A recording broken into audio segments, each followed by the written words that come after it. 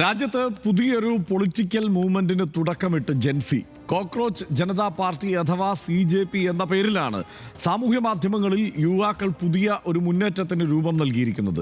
രാജ്യത്തെ ഭരണകക്ഷിയായ BJPയെ പോലും മറികടക്കുന്ന ജനപിന്തുണയാണ് 4 ദിവസം കൊണ്ട് കോക്രോച്ച് ജനതാ പാർട്ടിക്ക് സോഷ്യൽ മീഡിയയിൽ ലഭിച്ചത്. തൊഴിൽ രഹിതരായ യുവാക്കളെ പാറ്റകളോട് ഉപമിച്ച ചീഫ് ജസ്റ്റിസിന്റെ പരാമർശത്തിൽ പ്രതിഷേധിച്ചാണ് CJP മൂവ്മെന്റ് ആരംഭിച്ചത്. ആക്ഷേപഹാസ്യ സ്വഭാവത്തിൽ രാജ്യം ഇന്ന് നേരിടുന്ന പ്രധാന രാഷ്ട്രീയ പ്രശ്നങ്ങളെല്ലാം ഈ മൂവ്മെന്റിലൂടെ സോഷ്യൽ മീഡിയയിൽ സംഘം പരാമർശിക്കുന്നു, വിമർശിക്കുന്നു. മഹുവ മൊയ്ത്ര അടക്കമുള്ള രാഷ്ട്രീയ നേതാക്കളും സിനിമാ സംവിധായകൻ അനുരാഗ് കശ്യപും സ്റ്റാൻഡപ്പ് കൊമേഡിയൻ കുനാൽ കമ്രയും എല്ലാം ഈ പുതിയ പാർട്ടിക്ക് പിന്തുണയുമായി എത്തിയിട്ടുണ്ട്. ജനപിന്തുണ വർദ്ധിച്ചതോടെ എക്സ് അക്കൗണ്ട് പൂട്ടിച്ചെങ്കിലും അല്പസമയത്തിനകം കോക്രോച്ച് ഈസ് ബാക്ക് എന്ന പേരിൽ പുതിയ അക്കൗണ്ട് ആരംഭിച്ച് സംഘം തിരിച്ചു വന്നു. പിൻവലിച്ചെങ്കിലും നിശബ്ദരാകാനില്ല എന്നാണ് മടിയന്മാരെന്നും തൊഴിൽ രഹിതരെന്നും മുദ്രകുത്തപ്പെട്ട പുതിയ തലമുറയുടെ നിലപാട്. രാജ്യത്ത് പുതിയൊരു മൂവ്മെന്റിന് തുടക്കമിടുകയാണ് കോക്രോച്ച് ജനതാ പാർട്ടി. കാണാം ആദ്യ. 4 ദിവസങ്ങൾ കൊണ്ടാണ് BJPയെയും മറികടന്ന് കോക്രോച്ച് ജനതാ പാർട്ടി ഇൻസ്റ്റഗ്രാമിൽ 13 ദശലക്ഷത്തിൽ കൂടുതൽ ഫോളോവേഴ്സിനെ സ്വന്തമാക്കിയത്. BJPയുടെ ഔദ്യോഗിക ഇൻസ്റ്റഗ്രാം പേജിന് നിലവിൽ 8.7 മില്യൺ ഫോളോവേഴ്സ് മാത്രമാണുള്ളത്. തൊഴിലില്ലാത്ത യുവാക്കൾ പാറ്റകളെ പോലെയാണെന്ന ചീഫ് ജസ്റ്റിസ് സൂര്യകാന്തിന്റെ പരാമർശത്തിനെതിരെയാണ് സോഷ്യൽ മീഡിയയിൽ കോക്രോച്ച് ജനതാ പാർട്ടി ആരംഭിച്ചത്. തൊഴിലില്ലാത്ത യുവാക്കളിൽ ചിലർ സോഷ്യൽ മീഡിയയിൽ മാധ്യമപ്രവർത്തകരായും RTI ആക്ടിവിസ്റ്റുകളായും എല്ലാവരെയും ഉപദ്രവിക്കുകയാണെന്നായിരുന്നു ചീഫ് ജസ്റ്റിസ് സൂര്യകാന്തിന്റെ പരാമർശം. ഇതോടെയാണ് മടിയന്മാരും എപ്പോഴും സോഷ്യൽ മീഡിയയിൽ സമയം ചെലവഴിക്കുന്നവരുമായ യുവാക്കൾക്കുള്ള പാർട്ടി എന്ന ടാഗ് ലൈനോടെ മെയ് 16 കോക്രോച്ച് ജനതാ പാർട്ടി രൂപീകരിച്ചത്. ബോസ്റ്റൺ യൂണിവേഴ്സിറ്റിയിലെ പബ്ലിക് റിലേഷൻസ് വിദ്യാർത്ഥിയും നേരത്തെ ആം ആദ്മി പാർട്ടിയുടെ സോഷ്യൽ മീഡിയ ടീമിലെ അംഗവുമായിരുന്ന അഭിജിത്ത് ദിപ്കെയാണ് ഈ ഡിജിറ്റൽ പാർട്ടിയുടെ സ്ഥാപകൻ. അതേസമയം വൻ പ്രചാരം നേടിയതോടെ കോക്രോച്ച് ജനതാ പാർട്ടിയുടെ എക്സ് അക്കൗണ്ട് ബ്ലോക്ക് ചെയ്തു. ഈ നടപടി പ്രതീക്ഷിച്ചിരുന്നെന്നും ഇൻസ്റ്റഗ്രാം അക്കൗണ്ട് പൂട്ടാനും ശ്രമം നടക്കുന്നുണ്ടെന്നും സ്ഥാപകനായ അഭിജിത്ത് ദിപ്കെ പറഞ്ഞു. RDX rap news Malayalam.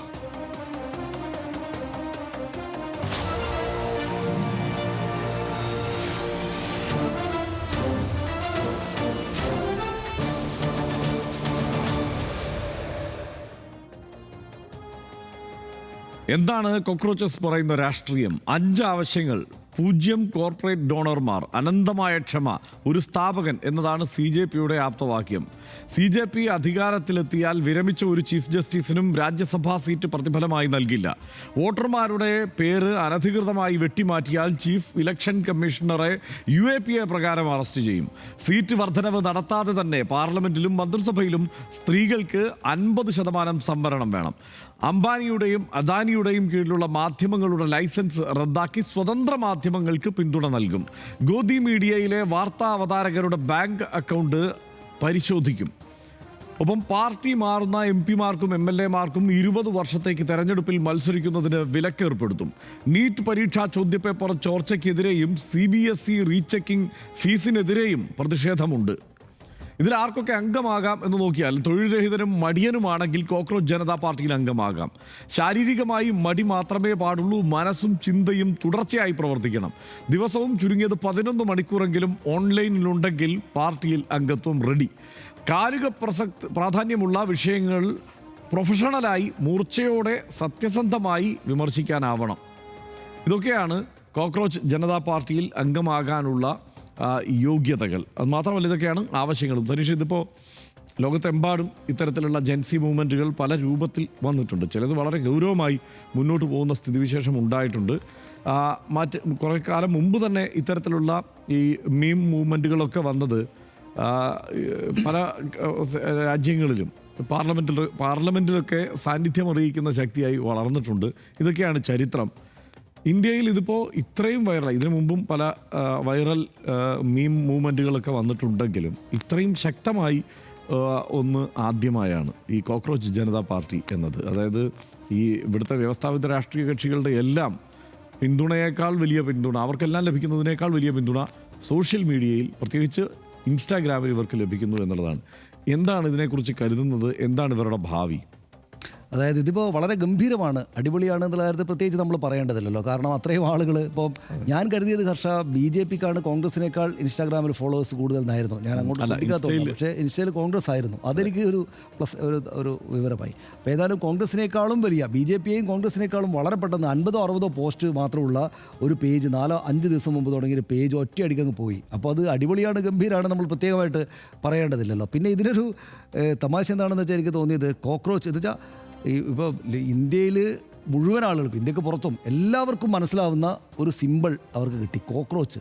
അതായത് പണ്ട് ആം ആദ്മി പാർട്ടി ഒരു പാർട്ടിയായിട്ട് വരുമ്പോൾ ചൂല് അവരുടെ ചിഹ്നമായത് ഒരു വലിയ കൗതുകമായിട്ട് അന്ന് ആ കാലത്ത് ആളുകൾ പറഞ്ഞിരുന്നു, എല്ലാവർക്കും അറിയാവുന്നൊരു കാര്യം എന്നത്. അതുപോലെ കോക്രോച്ച് എന്നത് ഇപ്പോൾ ഈ ജസ്റ്റിസ് സൂര്യകാന്ത് പറഞ്ഞതിനോട് തുടർന്നാണല്ലോ ഇതുണ്ടായത്. പക്ഷേ ജസ്റ്റിസ് സൂര്യകാന്ത് പറഞ്ഞത് ഒരു കാരണമാവുക മാത്രമാണ് ചെയ്തതെന്ന് എനിക്ക് തോന്നുന്നത്. കാരണം ഒറ്റയടിക്ക് ഇത് നമ്മുടെ നാട്ടിലെ യുവാക്കൾക്കുള്ളിൽ ഉണ്ടായിരുന്ന രോഷത്തെയും ഈ സാമൂഹ്യ രാഷ്ട്രീയ പ്രശ്നങ്ങളിൽ അവർക്കുള്ള നിലപാടിനെയും വളരെ പെട്ടെന്ന് ഒന്നിക്കാൻ അദ്ദേഹത്തിൻ്റെ ആ പ്രസ്താവനയും തൊട്ട് പിന്നാലെ ഇങ്ങനെ ഒരു സംഗതി ഉണ്ടായത്. എപ്പോഴും നമ്മുടെ നാട്ടിൽ ലോകത്തെല്ലായിടത്തും ചില സംഭവങ്ങൾ അങ്ങനെ യാദൃച്ഛികമായിട്ടാണ് ഉണ്ടാവുക. അങ്ങേറ്റം വളരെ യാദൃച്ഛികമായിട്ട് ഒട്ടും പ്ലാൻ ചെയ്യാതെ ഒരൊറ്റ വരവങ്ങ് വന്നു വമ്പനൊരു സംഭവമായിട്ട് അത് മാറി എന്നുള്ളതാണ് അതിൻ്റെ ഒരു കാര്യം. അത് അതിൻ്റേതായിട്ടുള്ള സ്വാഭാവികമായിട്ടും അതിൻ്റെതായിട്ടുള്ള പ്രശ്നങ്ങളുണ്ട്. ഇപ്പോൾ വരുന്നു എക്സിൽ ഉടനടി തന്നെ അവരുടെ പേജ് ഡിലീറ്റ് ചെയ്യപ്പെടുന്നു. അപ്പോൾ സ്വാഭാവികമായിട്ടും ഇതിന് ആളുകൾ ഭയപ്പെടുന്നു, അതും അധികാരത്തിലുള്ള ആളുകൾ ഭയപ്പെടുന്നു എന്ന കാര്യം എസ്റ്റാബ്ലിഷ്ഡായി, യാതൊരു സംശയമില്ല. പിന്നീട് വന്ന എന്താണ്, പിന്നീട് ഇപ്പോൾ സോഷ്യൽ മീഡിയയിൽ BJP പ്രത്യേകിച്ചും BJPക്കാരായിട്ടുള്ള ആളുകൾ മുഴുവൻ പ്രചരിപ്പിക്കുന്നൊരു കാര്യം, ഇതിൻ്റെ ഫോളോവേഴ്സിൽ 49% പേരും പാകിസ്ഥാനിൽ നിന്നുള്ള ആൾക്കാരാണെന്നാണ്. 49% പേരും പാകിസ്ഥാനിൽ നിന്നാണ്. എന്നിട്ട് അങ്ങനെ രാജ്യം വെച്ചിട്ട് ഒരു ചാർട്ട് പുറപ്പെടുത്തിയിരിക്കുകയാണ്. അതിൻ്റെ അകത്ത് അവർ പറയുന്നത്, BJPക്കാർ പറയുന്നത് 9% ആളുകൾ മാത്രം, ഈ ഇവരുടെ ഫോളോവേഴ്സിൽ 9% മാത്രമാണ് ഇന്ത്യയിലുള്ള ആൾക്കാർ, ബാക്കി മുഴുവൻ 49% പാകിസ്ഥാനിലും ബാക്കി പല രാജ്യങ്ങളിലായിട്ടാണെന്നാണ് ഇവർ പ്രചരിപ്പിക്കുന്ന കാർഡ്. ബ്ലൂടിക്കുള്ള എക്സിലെ ട്വിറ്ററിലെ അക്കൗണ്ടുകൾ ഇങ്ങനെ വ്യാപകമായിട്ട് പ്രചരിപ്പിച്ചുകൊണ്ടേയിരിക്കുക. അപ്പോൾ അത് ഫാക്ട് ചെക്ക് നടത്തിയ NDTV മറ്റോ ആരോ ഒരാൾ പറഞ്ഞതായിട്ട് കണ്ടതെന്താണെന്ന് വെച്ചാൽ, ഒന്ന് ഇൻസ്റ്റാഗ്രാമിൽ ഏതൊക്കെ രാജ്യങ്ങളിൽ നിന്നാണ് ഫോളോവേഴ്സ് ഉള്ളത് എന്ന് പുറത്തുനിന്നുള്ളവർക്ക് കണ്ടെത്താൻ പറ്റില്ല. എൻ്റെ ഇൻസ്റ്റാഗ്രാം അക്കൗണ്ടിൽ ആരാണ് വരുന്നതെന്ന് എനിക്ക് അതും അവിടുന്ന് പറ്റില്ല. അത് പേ ചെയ്തിട്ടുള്ള മറ്റ് തേർഡ് പാർട്ടി സോഫ്റ്റ്വെയർ ഒക്കെ വെച്ചിട്ട് മാത്രമേ അത് കണ്ടെത്താൻ പറ്റൂ. അപ്പോൾ അങ്ങനെ കണ്ടെത്താൻ പറ്റുന്ന സാഹചര്യത്തിൽ ഇതൊരു ഗ്യാസ് അടിയാണെന്നുള്ള കാര്യത്തിൽ, ഇതിനെ പൊളിക്കാനുള്ള ശ്രമമാണെന്നുള്ള കാര്യത്തിൽ യാതൊരു സംശയമില്ല. അപ്പോൾ പാകിസ്ഥാൻ വന്നു, ഇനിയിപ്പോൾ ജോർജ് സോറോസ് വരാനുണ്ട്, അതുകൂടെ ഇപ്പോൾ തൊട്ട് പിന്നാലെ വരുന്നതാണ് എനിക്ക് തോന്നുന്നത്. ചിലപ്പോൾ ഒരുപക്ഷെ നമ്മളിത് പറയുമ്പോൾ ജോർജ് സോറോസ് വന്നു കഴിഞ്ഞിട്ടുണ്ടാവും. അപ്പോൾ അങ്ങനെ ആളുകൾ ഭയപ്പെട്ടു. അപ്പം പാകിസ്ഥാനും ജോർജ് സോറോസൊക്കെ എന്തിനാണ് വരുന്നത്, അപ്പോൾ ആളുകൾ പേടിച്ചു എന്നുള്ള കാര്യം ഉറപ്പാണ്. എക്സിന്ന് ഇത് ഡിലീറ്റ് ചെയ്യുകയും ചെയ്തു. പക്ഷേ വീണ്ടും തിരിച്ചു വന്നു. എന്ന് മാത്രമല്ല, ഇന്നിപ്പോൾ അഭിജിത് ദീപ്കെ അദ്ദേഹം പറയുന്നുണ്ട്, ഞാൻ നാട്ടിൽ വന്നാൽ ഉടനെ തിഹാർ ജയിലിലേക്കാണെന്ന കാര്യത്തിൽ എനിക്ക് സംശയമൊന്നുമില്ല എന്നൊരു ഇൻ്റർവ്യൂ കൊടുത്തായിട്ട് ഇപ്പോൾ കണ്ടു. അതായത് നമുക്ക് ഓർമ്മയുണ്ടല്ലോ, ഇപ്പോൾ ഉമർ ഖാലിദ് ഒരു കാലത്തെ യൗവനം ഈ പറയുന്ന BJP രാഷ്ട്രീയത്തിനെതിരെ നിന്ന ആളുകൾ ഏത് വിധത്തിലാണ് ട്രീറ്റ് ചെയ്യപ്പെട്ടത് നമുക്കെല്ലാവർക്കും അറിയാവുന്നതാണ്, ചെറുപ്പക്കാർ. അപ്പോൾ യുവാക്കളുടെ ഇങ്ങനെ ഒരു വരവുണ്ട്, അവരുടെ ഉള്ളിൽ ഈ രോഷം അപ്പാടെ തിളക്കുന്നുണ്ട്. കുറേ ആളുകൾ ഓളം കണ്ടുകൂടിയതായിരിക്കാം, പക്ഷേ എങ്കിലും ഇതിന് വളരെ കൃത്യമായിട്ടുള്ള, ഇപ്പോൾ ഡെമോക്രാറ്റിക് സെക്യുലർ എന്നൊക്കെ പറഞ്ഞിട്ട് തന്നെ അവർ വരുന്നത്. അപ്പോൾ അതിനകത്ത് കൃത്യം രാഷ്ട്രീയ പോയിന്റുകളാണ് അവർ പറയുന്നത്. അപ്പോൾ അതിനകത്ത് യാതൊരു അത്ഭുതവുമില്ല. പക്ഷേ ഇതിനകത്ത് ഒരു പ്രശ്നമുള്ളത് എന്താണെന്നറിയോ ഹർഷ, അതായത് ഇപ്പോൾ ഒരുപാട് ആളുകൾ ആത്മവിശ്വാസം പ്രകടിപ്പിക്കുകയാണ്, സന്തോഷം പ്രകടിപ്പിക്കുകയാണ്, ഇതാ ഒരു വലിയ പുതിയ സംവിധാനം വന്നിരിക്കുന്നു, ഇത് നമ്മുടെ രാജ്യത്തെ ചെറുപ്പക്കാരുടെ ഈ രോഷത്തെയൊക്കെ 10 മടങ്ങാക്കിയിട്ട് ആ നിലക്കൊരു രാഷ്ട്രീയ ചേഞ്ച് കൊണ്ടുവരും വലിയ തരത്തിൽ. അപ്പോൾ ഇത് വേറൊരു തരത്തിലേക്ക് ചർച്ച പോകുമ്പോൾ അഭിജിത് ദീപ്കെ പറയുന്നുണ്ട്, ഇത് ജൻസി വിപ്ലവം പോലെ നേപ്പാളിലും മറ്റുമൊക്കെ ഉണ്ടാകുമെന്ന് വിചാരിച്ച് നിങ്ങൾ ആരും കാക്കരുത്, ഞങ്ങൾക്ക് ആ രീതിയേ ഇല്ല, ഞങ്ങൾ ഹിംസാത്മകമായുള്ള സംഗതിയിലേക്ക് പോവുകയുള്ള കേരളത്തിലെ ഇന്ത്യയിലെ ജനത ചെറുപ്പക്കാരായിട്ടുള്ള ആളുകൾ എന്ന് വെച്ചാൽ ഒരുപാട് വിദ്യാസമ്പന്നരും വളരെയേറെ കൾച്ചേർഡ് ആയിട്ടുള്ള ആളുകളാണ്. ഇത് ഈ തരത്തിലൊരു മൂവ്മെൻറ്റ് മാത്രമായിരിക്കും, മറ്റു തരത്തിലുള്ള പോലെ വലിയ കുഴപ്പങ്ങളിലേക്കൊന്നും പോകില്ല എന്ന് അദ്ദേഹം പറയുന്നുണ്ട്. കാരണം അദ്ദേഹത്തിന് അറിയാം ഇതേത് നിലക്കാണ് ടാർണിഷ് ചെയ്യാൻ വേണ്ടിയിട്ട് എന്തൊക്കെ പറയും എന്ന കാര്യം അദ്ദേഹത്തിന് അറിയാം എന്നാണ് എനിക്ക് തോന്നുന്നത്. പക്ഷേ ഇതിനകത്തൊരു പ്രശ്നമുള്ളത് ഹർഷ, അതായത് ഇതിപ്പോൾ എന്താ സംഭവിക്കുക, ഇപ്പോൾ ആളുകൾ പറയുന്നത് രാഷ്ട്രീയ പാർട്ടിയായിട്ട് മാറുമെന്ന്. രാഷ്ട്രീയ പാർട്ടിയായിട്ട് മാറുകയാണെങ്കിൽ നല്ലത്, ഒരു രാഷ്ട്രീയ പാർട്ടി കൂടെ വരും എന്നുള്ള സന്തോഷം ചെറുപ്പക്കാരൊക്കെ ഉണ്ട്, വലിയ പാർട്ടിയായിട്ട്. പക്ഷേ നമ്മുടെ നാട്ടിൽ ഇപ്പോൾ കോൺഗ്രസിൻ്റെയും BJPയുടെയും മുകളിൽ ഇതിൻ്റെ ഫോളോവേഴ്സിൻ്റെ നമ്പർ വന്നാൽ എന്തെങ്കിലും അത്ഭുതമുണ്ടോ? ഒരിക്കലുമില്ല. എന്താണെന്ന് വെച്ചാൽ BJPക്ക് NDA മുന്നണിക്ക്, രാജ്യം ഭരിക്കുന്ന NDA മുന്നണിക്ക് 43.5% വോട്ട് മാത്രമേ ഉള്ളൂ. അതിൽ തന്നെ 36.6% വോട്ട് മാത്രമേ BJPക്ക് ഈ ലോക്സഭാ തെരഞ്ഞെടുപ്പിൽ ഉള്ളൂ. 36.6% BJPയുടെ വോട്ട് കൂടെ ചേർന്നിട്ട് NDA മുന്നണിക്ക് ആകെ 43.5% വോട്ട് മാത്രമേ ഉള്ളൂ. അപ്പോൾ എതിർപക്ഷത്ത് BJP അടക്കമുള്ള മുന്നണിയുടെ എതിർപക്ഷത്ത് 56.5% വോട്ടുണ്ട്. എന്നുവെച്ചാൽ ഈ രാജ്യത്തെ ജനങ്ങളിൽ ബഹുഭൂരിപക്ഷം പേരും, കൂടുതൽ ആളുകളും, പകുതിയിലേറെ ആളുകളും ഇപ്പോഴും BJP വിരുദ്ധരാണ്, NDA വിരുദ്ധരാണ്, ഈ സർക്കാരിന് വിരുദ്ധരാണ്. അപ്പോൾ സ്വാഭാവികമായിട്ടും BJPയുടെ നമ്പറിനേക്കാൾ മുകളിലേക്ക് പോവുകയും മറ്റെല്ലാ രാഷ്ട്രീയ പാർട്ടികളും കൂടെ ചേർന്നിട്ട് ഏറ്റവും വലിയ ഡിജിറ്റൽ അക്കൗണ്ടായിട്ട് കോക്രോച്ച് പാർട്ടി മാറുന്നതിൽ അത്ഭുതമൊന്നുമില്ല. പക്ഷേ ഇവർ ഡിജിറ്റൽ വിട്ടിട്ട് ഇതിലെ ആവേശം കൊണ്ട് ഈ പറയുന്ന പൊതുസമൂഹത്തിൻ്റെയും പറയുന്ന ബുദ്ധിജീവികളുടെയൊക്കെ വർത്തമാനം കിട്ടി ഇവർ ഗ്രൗണ്ടിലേക്ക് ഇറങ്ങിയാൽ എന്താ സംഭവിക്കുക? ഗ്രൗണ്ടിലേക്ക് ഇറങ്ങിയാൽ ഗ്രൗണ്ടിൽ മറ്റു പാർട്ടികൾ കൂടെ ഉണ്ട്. അപ്പോൾ സത്യത്തിൽ ആത്യന്തികമായിട്ട് ഗുണമാർക്കം വരിക അത് BJPക്ക് വേണ്ടിയേക്കാണ്. കാരണം എന്താണ്, ഇങ്ങനെ 56.5% വോട്ട് എതിർപക്ഷത്തിന് പ്രതിപക്ഷത്തിന് ഉണ്ടായിട്ട് പോലും കുറഞ്ഞ വോട്ട് മാത്രമുള്ള BJPയും NDAയും ഭരിക്കുന്നത് ഇപ്പുറത്ത് എതിർപക്ഷത്ത് നിൽക്കുന്ന പാർട്ടികൾ ഡിവൈഡ് ചെയ്ത് നിൽക്കുന്നതുകൊണ്ടാണ്, പല പാർട്ടികളായിട്ട് നിൽക്കുന്നതുകൊണ്ടാണ്. അല്ലെങ്കിൽ ഇപ്പോൾ എല്ലാ സംസ്ഥാനത്തും BJPയും മറുപക്ഷവും തമ്മിൽ നേർക്കുനേരാണ് പോരാട്ടം നടക്കുന്നതെങ്കിൽ ഉറപ്പായിട്ടും BJP പക്ഷം തോൽക്കും, ഇപ്പുറത്തുള്ള BJP വിരുദ്ധപക്ഷം വിജയിക്കും രാജ്യത്ത് എല്ലാ സംസ്ഥാനങ്ങളിലും. അതെ, പക്ഷേ അങ്ങനെയല്ലോ, ഇവിടുത്തെ രാഷ്ട്രീയ സംവിധാനം വിഭജിതമാക്കപ്പെട്ട വോട്ടുകളായിട്ട് പ്രതിപക്ഷം നിൽക്കുകയാണ്. അപ്പോൾ ആ വിഭജിക്കപ്പെടുന്ന വോട്ടുകളുടെ ക്യാൻവാസിങ്ങിന് വേണ്ടിയിട്ട് മറ്റൊരു പാർട്ടി കൂടെ ഉണ്ടായി വരും എന്നല്ലാതെ ആത്യന്തികമായിട്ട് ഗ്രൗണ്ടിൽ ഇത് പാർട്ടിയായിട്ടോ മറ്റോ വരികയാണെങ്കിൽ ഇങ്ങനെ പ്രതിഫലിക്കാനാണ് സാധ്യത. പക്ഷേ അപ്പോഴും നമ്മുടെ ഈ പറയുന്ന പോലെ വോട്ട് ശതമാനത്തിൻ്റെ കണക്കിലല്ല രാഷ്ട്രീയ മാറ്റമൊന്നും സംഭവിക്കാറുള്ളത് എന്ന കാര്യം അവിടെ ഉണ്ട് കേട്ടോ. അപ്പോൾ പല രാഷ്ട്രീയ പാർട്ടികളും പല രാജ്യത്തും ഉണ്ടായി വന്നിരിക്കുന്നത് ഇങ്ങനെയാണ്. ഇപ്പോൾ നമ്മൾ തമിഴ്നാട്ടിൽ തന്നെ സമീപ ഉദാഹരണമാണല്ലോ, ചെറുപ്പക്കാരുടെ അല്ലെങ്കിൽ വേറൊരു തരം രാഷ്ട്രീയം ഇങ്ങ് വന്നപ്പോൾ എന്താ സംഭവിച്ചത്? നമ്മൾ ഈ പറയുന്ന ശതമാന കണക്കൊക്കെ നമ്മൾ ഇലക്ഷന് മുമ്പ് പറഞ്ഞിരുന്നു, പക്ഷേ തവിടുപിടിയായിട്ട് പോയി. അവിടെ വന്നിട്ട് ഒറ്റയടിക്ക് വന്ന് വലിയ ഭൂരിപക്ഷം മേടിച്ചിട്ട് ഇങ്ങനെ ജയിക്കുന്ന സാഹചര്യം നമ്മൾ കണ്ടു. അപ്പോൾ സ്വാഭാവികമായിട്ടും അങ്ങനെ സംഭവിച്ചേക്കാം. പക്ഷേ നമ്മൾ ഡാറ്റ വെച്ചും ഇപ്പോൾ ഉള്ള കാര്യങ്ങൾ വെച്ചും പരിശോധിക്കുകയാണെങ്കിൽ ഡിജിറ്റൽ വേൾഡിൽ നിൽക്കുന്ന ഈ ചെറുപ്പക്കാരുടെ സംഘം അതിൻ്റെ രാഷ്ട്രീയ ദൗത്യം ഗംഭീരമാവണ്ണം വിനിയോഗിക്കുമ്പോൾ തന്നെ, പക്ഷേ അത് ഒരു രാഷ്ട്രീയ പാർട്ടിയായിട്ട് ഗ്രൗണ്ടിലേക്ക് ഇറങ്ങിയാൽ മറ്റെല്ലാ പാർട്ടികളെയും പോലെയാണ് അത് BJP വിരുദ്ധമായിട്ടുള്ള രാഷ്ട്രീയ വോട്ടുകളെ സ്പ്ലിറ്റ് ചെയ്യിക്കുകയാണ് ചെയ്യുക എന്ന തോന്നലാണ് എനിക്കുണ്ടാകുന്നത്. പിന്നെ ഒരൊറ്റ കാര്യം കൂടി പറഞ്ഞാൽ നിർത്താം. അതായത് ഇതിനകത്ത് ഇപ്പോൾ കോക്രോച്ച് എന്ന് പറയുന്നത്, അതായത് ഇപ്പം അദ്ദേഹം ജസ്റ്റിസ് സൂര്യകാന്ത് ഞാൻ അങ്ങനെ പറഞ്ഞതല്ല ഇങ്ങനെ പറഞ്ഞതാണ്, ഞാൻ എല്ലാ യുവാക്കളെയും പറ്റി പറഞ്ഞതല്ല എന്നൊക്കെ പറഞ്ഞ് ഡൈല്യൂട്ട് ചെയ്തിട്ടുണ്ട്. പക്ഷേ മനുഷ്യരെക്കുറിച്ച് പരാമർശിക്കുമ്പോൾ അതിൽ തന്നെ യുവാക്കളെ പറ്റി പരാമർശിക്കുമ്പോൾ എന്ത് സാഹചര്യത്തിലാണെങ്കിലും കോക്രോച്ചസ് എന്നൊക്കെ പറയുന്നത്, അതായത് ഈ നിലംപറ്റി ജീവിക്കുന്ന ഈ കണ്ടാൽ മനുഷ്യർക്ക് സാധാരണത്തിൽ അറപ്പ് തോന്നിക്കുന്ന ഈ ജീവികളുടെ പേരിൽ മനുഷ്യരെ വിശേഷിപ്പിക്കാം എന്ന് ഉന്നത നീതിന്യായ പീഠത്തിലിരിക്കുന്ന മനുഷ്യരടക്കം വിചാരിക്കുന്നത് അങ്ങേയറ്റം ദുഃഖകരവും പ്രതിഷേധാർഹവുമാണെന്ന കാര്യത്തിൽ യാതൊരു സംശയമില്ല. എനിക്കിത് കോക്രോച്ച് പാർട്ടി ഉണ്ടാകുന്നതിന് മുമ്പ് തന്നെ ഇദ്ദേഹം ജസ്റ്റിസ് സൂര്യകാന്ത് ഇത് പറഞ്ഞപ്പോൾ പെട്ടെന്ന് എനിക്ക് മറ്റേ അമിത്ഷായുടെ ചിതലുകൾ പ്രയോഗം ഓർമ്മ വന്നു. ടെർമൈറ്റ്സ് ആണ് അദ്ദേഹം പറഞ്ഞത്. ബംഗ്ലാദേശിലുള്ള നുഴഞ്ഞുകയറ്റക്കാർ ചിതലുകളെ പോലെയാണ് എന്നാണ് പറഞ്ഞത്. ഞാൻ പറയുന്നത് ഒരു രാജ്യത്ത് നിന്ന് അതിരുകൾ ഭേദിച്ച് ഇങ്ങോട്ട് വരുന്നത് തെറ്റാണ് നിയമപരമായിട്ടെന്ന് പറയുമ്പോൾ തന്നെ എന്തുകൊണ്ടാണ് അവർക്ക് ഇങ്ങോട്ടേക്ക് വരേണ്ടി വരുന്നത് ഗതികേട് കൊണ്ടാണ്. സുഖമായിട്ട് നല്ല നിലക്ക് ഭക്ഷണം കഴിച്ചിട്ട് നല്ല ഉടുപ്പിട്ടിട്ട് രാഷ്ട്രീയ പ്രവർത്തനം നടത്തിയിട്ട് നേതാക്കളായിട്ടും അല്ലാതെയും ഒക്കെ ജീവിക്കാൻ പറ്റുന്ന സാഹചര്യമുള്ള ഒരു മനുഷ്യനും അവനവൻ്റെ രാജ്യം വിട്ട് ഇങ്ങോട്ട് വരില്ല. ഇനി നുഴഞ്ഞുകയറ്റക്കാരാണെന്ന് തന്നെ വെക്കുക, അതിന് നിയമപരമായിട്ടുള്ള കാര്യങ്ങൾ പോകുന്നതിന് പകരം അതിനെ മനുഷ്യത്വരഹിതമായിട്ടുള്ള വാക്കുകളാൽ പരാമർശിക്കുക. അപ്പോൾ ഈ ജസ്റ്റിസ് സൂര്യകാന്ത് ഈ വാക്ക് മറ്റൊരു കോണ്ടക്സ്റ്റിൽ പ്രയോഗിച്ചപ്പോൾ എനിക്ക് ഈ പെട്ടെന്ന് ടെർമൈറ്റ്സ് ഉള്ള 2018 തോന്നുന്നു അമിത്ഷാ നടത്തിയ പരാമർശം ഓർമ്മ വന്നു. വോട്ട് സമാഹരിക്കാൻ അത് ഉപകരിക്കും. കാരണം അദ്ദേഹം പിന്നീട് ആഭ്യന്തരമന്ത്രി എന്നുള്ള പദവിയിൽ ഇരിക്കുമ്പോൾ ഒന്നും അദ്ദേഹം അത് പറയില്ല. അദ്ദേഹം പറയുക ഇതുപോലുള്ള തെരഞ്ഞെടുപ്പ് വോട്ട് സമാഹരിക്കുമ്പോൾ അങ്ങേയറ്റം ദുഷ്ടമെന്ന് മനുഷ്യർ കണക്കാക്കുന്ന പ്രസ്താവനകൾ രാഷ്ട്രീയ നേതാക്കളുടെ ഭാഗത്തുനിന്ന് ഉണ്ടായി വരുന്നത് നമ്മൾ കണ്ടതാണല്ലോ. അപ്പോൾ സ്വാഭാവികമായിട്ട് അവിടെ വന്നു. അപ്പോൾ ഇങ്ങനെ ഒരു ഉന്നത നീതിന്യായ പീഠത്തിലെ ജസ്റ്റിസിൻ്റെ അവസാന വാക്കെന്ന് നമ്മൾ കണക്കാക്കുന്ന ആളിൽ നിന്ന് ഈ സംഗതി ഉണ്ടായപ്പോൾ അതിനെതിരെ വന്ന ഈ ഒരു മുന്നേറ്റം ഭയങ്കര ഗംഭീരമായി എന്ന അഭിപ്രായം എന്നൊരു തോന്നലും അതിൻ്റെ സന്തോഷവും നിശ്ചയമായിട്ടും എനിക്കുണ്ട്. കാരണം കോക്രോച്ചസ് എന്ന് വിളിച്ചിട്ട് നിങ്ങൾ നിലംപറ്റി ജീവിക്കുന്ന മനുഷ്യയോഗ്യതയെ ഇല്ലാത്ത വെറും ചെളിയിൽ ജീവിക്കേണ്ടുന്ന ആളുകളാണ് എന്ന മട്ടിൽ, അല്ലെങ്കിൽ ഉള്ളിലൂടെ ഈ പറയുന്ന മൂലകളിലൂടെ ജീവിച്ചു പോകേണ്ടുന്ന മനുഷ്യരാണെന്ന് പരിഹസിച്ചെടുത്ത് നിന്ന് അതേ വാക്കുപയോഗിച്ച് എഴുന്നേറ്റ് നിന്നിട്ട് അതിഗംഭീരമായിട്ട് കണ്ടൻറ്റും മറ്റും ഉണ്ടാക്കിയിട്ട് ഇങ്ങനൊരു സംഗതി ഉണ്ടാക്കി, അല്ലെങ്കിൽ ഉണ്ടായി വന്നു. ഇതിപ്പോൾ ആരെങ്കിലും സൃഷ്ടിച്ചു എന്നല്ല ഞാൻ വിചാരിക്കുന്നത്. ഇത് അഭിജിത്ത് ദീപ് കെ എൻ്റെ ഫൗണ്ടറാണ് എന്നൊക്കെ പറയുമ്പോൾ തന്നെ അദ്ദേഹത്തിൻ്റെ ഗംഭീരമായിട്ടുള്ള ഐഡിയയും കാര്യങ്ങളൊക്കെ ഉണ്ട് എന്ന് പറയുമ്പോൾ തന്നെ നമ്മൾ കഴിഞ്ഞ ദിവസം മറ്റൊരു ചർച്ചയുടെ ഭാഗമായിട്ട് പറഞ്ഞ പോലെ ഇതൊരു രാഷ്ട്രീയ സാഹചര്യത്തിൻ്റെ ഒരു ഉൽപ്പന്നമാണ് എന്ന് തന്നെ നമ്മൾ കാണണം. അത്രയ്ക്ക് രോഷം ഈ ചെറുപ്പക്കാർക്കിടയിൽ ഈ സംവിധാനങ്ങളോടും കുഴപ്പങ്ങളോടും ഉണ്ട് എന്ന് നിശ്ചയമായിട്ടും വെളിവാക്കുന്ന ഒരു സംഗതിയായിട്ട് ഇത് മാറിയിട്ടുണ്ട്.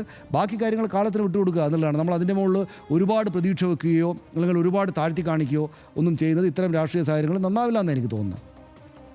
തീർച്ചയായിട്ടും ഇതൊരു വ്യവസ്ഥാപിത രാഷ്ട്രീയ പാർട്ടി എന്ന മട്ടിൽ കണക്കാക്കേണ്ടതുമില്ല. ആ രീതിയിൽ വളരുന്ന ഒരു സാഹചര്യം, വളരാവുന്ന ഒരു സാഹചര്യം ഇന്ത്യയിൽ ഇപ്പോൾ ഉണ്ടോ എന്ന് ചോദിച്ചാൽ ഇല്ല എന്ന് തന്നെയാണ് എനിക്ക് തോന്നിയിട്ടുള്ള ഒരു കാര്യം. പക്ഷേ സിസ്റ്റത്തെ ചോദ്യം ചെയ്യാനുള്ള ഒരു ടൂളായി വളരെ കൃത്യമായി അത് പ്രവർത്തിക്കും എന്നുള്ള കാര്യത്തിൽ സംശയമൊന്നുമില്ല. ആളുകളുടെ ഈ രോഷപ്രകടനത്തിനുള്ള ഒരു വേദിയായി അത് മാറിയിട്ടുണ്ട് ഇപ്പോൾ തന്നെ. അതൊരു പക്ഷേ ഇനി കുറേ കാലം കൂടി ആ മട്ടിൽ തുടർന്നേക്കാമെന്നുമാണ് എനിക്ക് തോന്നുന്നത്. ഒന്ന്, ഈ അഭിജിത്ത് ദീപ്കെ ഇതിന് ഈ പേജ് ഉണ്ടാക്കി ഇതുമായി രംഗത്തിറങ്ങുമ്പോൾ ഇത്രയും വലിയൊരു വളർച്ച പ്രതീക്ഷിച്ചിട്ടില്ല.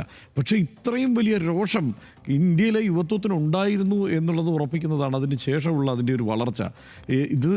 ഇതിന് മുമ്പ് തന്നെ ഇതിന് നാഷണൽ പാരാസൈറ്റിക് ഫ്രണ്ട് എന്ന് പറഞ്ഞ് വേറൊരെണ്ണം കൂടി രൂപീകരിച്ചിരുന്നു. അതായത് ഈ അഭിജിത്ത് ദീപ്കെ ഇത് രൂപീകരിക്കുന്നതിന് സമാന്തരമായി തന്നെ, കാരണം പാരസൈറ്റുകളാണെന്ന് കൂടി ചീഫ് ജസ്റ്റിസ് വിശേഷിപ്പിച്ചിരുന്നു.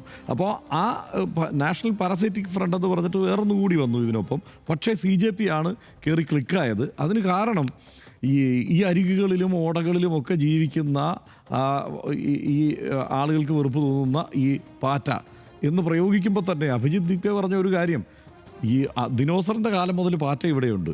എല്ലാ ദുരന്തങ്ങളിലും, അതായത് ദിനോസർ നശിച്ചു, പക്ഷെ പാറ്റ നശിച്ചില്ല. പാറ്റ ഇവിടെ സർവൈവ് ചെയ്തു. അപ്പം നിങ്ങൾ എത്ര ഞങ്ങളെ ഈ പറഞ്ഞ ചെരുപ്പ് കൊണ്ട് അടിച്ചാലും ഞങ്ങൾ അതിജീവിച്ച് മുന്നോട്ട് വരിക തന്നെ ചെയ്യും എന്നുള്ളതാണ് സങ്കല്പം. അപ്പോൾ ചെറുപ്പക്കാർക്ക് ആ ഒരു സങ്കല്പത്തിൽ നിന്നുകൊണ്ട് കൂടുതൽ ഊർജം പകരുന്നതായി ഈ CJP എന്നുള്ള ഈ കോക്രോച്ച് എന്നതിനെ മുൻനിർത്തിയുള്ള, പാരസൈറ്റിനപ്പുറത്ത് കോക്രോച്ചിനെ മുൻനിർത്തിയുള്ള ഈ പ്രസ്ഥാനം, അതുകൊണ്ടാണ് അതിന് വലിയ ആവേശം ഉണ്ടാകുന്നത്. മാത്രമല്ല ഇപ്പോൾ AI കാലമായതുകൊണ്ട് പാട്ടുകളൊക്കെ ആന്തമൊക്കെ ഉണ്ടാകുന്നതിന് സമയം അധികം വേണ്ട.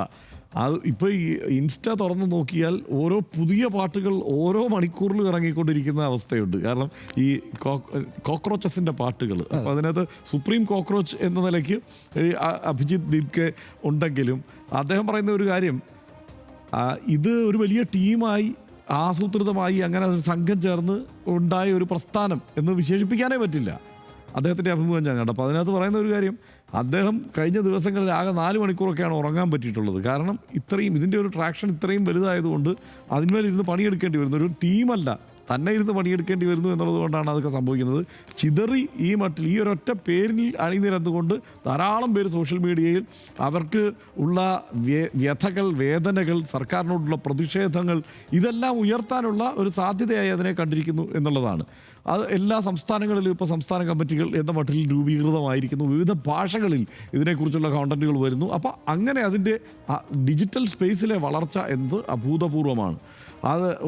ഇത് ഹിന്ദുവിൻ്റെ ഒരു ഇൻ്റർവ്യൂവിൽ അദ്ദേഹത്തോട് ചോദിക്കുന്നുണ്ട്, നിങ്ങളിപ്പോൾ ഒരു ബ്രാൻഡായി കഴിഞ്ഞു. ആ ബ്രാൻഡായ സ്ഥിതിക്ക് നിങ്ങളെ സംബന്ധിച്ച്, വ്യക്തിപരമായി അയാളെ സംബന്ധിച്ച് ഇപ്പോൾ അമേരിക്കയിൽ പഠിക്കുകയാണ്, MA ഏതാണ് പബ്ലിക് വർക്ക്സ് ആണെന്ന് തോന്നുന്നു, ഇത് പഠിക്കുകയാണ്.